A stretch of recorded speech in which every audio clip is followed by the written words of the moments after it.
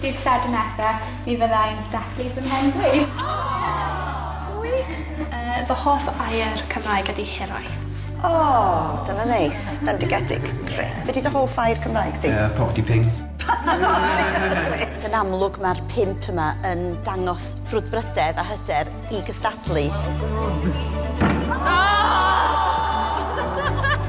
Beth dyn ni eisiau gweld yw myfyrwyr sydd yn fodlon siarad, defnyddio'r Cymraeg, cyfathrebu a chydweithio trwy gyfrwng y Gymraeg. Os dyn ni'n neud o'r dros hwn, ie? Na, ni rhaid cael dau. Un lawr fan hyn a wedyn un lan fan hyn. Felly mae'r criw wedi bod yn adeiladu lloches, bydd yna weithgaredde datrys tîm, a hynny'n gymys wedyn efo tasgau mwy difrifol falle'r tasgau ysgrifenedig a cyfaliad o'r beirniad. Dwi'n trio i siarad Cymraeg.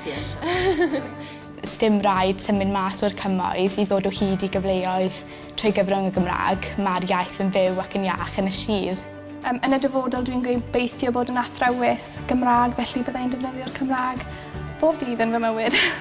Da chi gyd wedi bod yn arbennig, yn fendigedig, ond y rhai da ni'n disgwyl yn ôl i'r Steddfod ym Pen-y-bont ydy Sophie, Kayleigh a Rebecca.